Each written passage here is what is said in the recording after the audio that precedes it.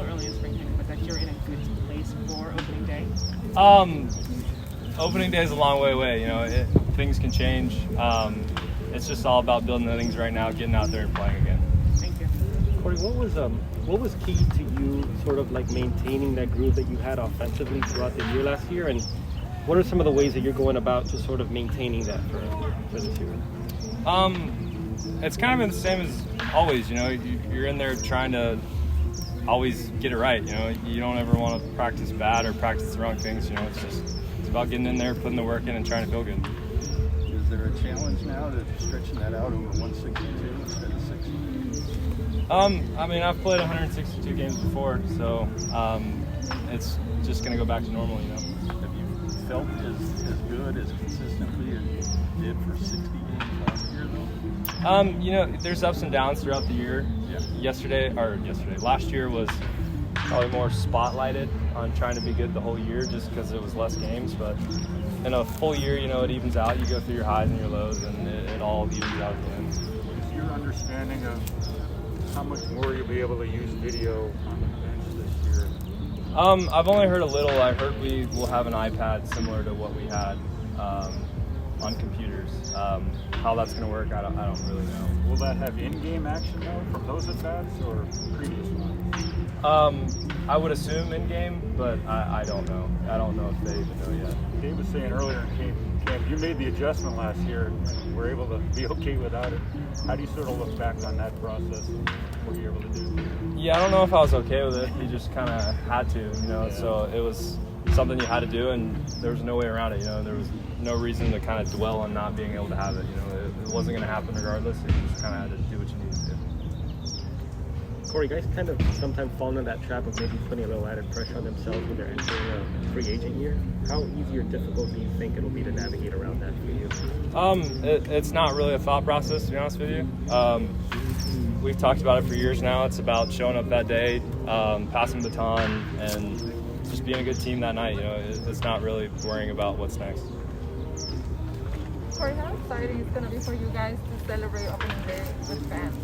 Yeah, it's going to be great. You know, we miss them, and to kind of be the first time to be able to celebrate with them winning the World Series, you know, it'll be really special for sure. Coming up on the 1 year anniversary this year when things shut down, do you remember what that was like last year when it happened? Yeah, you know, it was strange. It went from, you know, kind of be careful, stay away from people to like go stay at home and not leave. So it was definitely a shell shock, and you know, we're here where we are now, and hopefully we don't have to do that again. How shocked are you to be standing here a year later, distancing from us, everything we're doing? Yeah, you know, it's still trying to get used to it, to be honest with you. It's, you know, it's strange being this far away and not being able to talk and everything else. So, you know, it just kind of is what it is. You're happy with it, though, honestly, that we're not. There are pluses. What did you do when it happened? How long did you stay here? How long before you went home? We stayed here for a few days, and then we actually went to California. Thinking that it was only going to be short? Yeah, you know, we had our place opened up, so we just kind of went and stayed there, and kind of hoping that it would open up sooner than it did.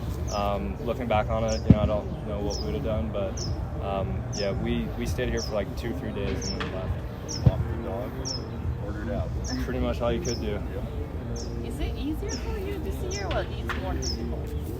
In what sense? In what the COVID safety protocol and everything? Yeah, I think you're a little more used to it.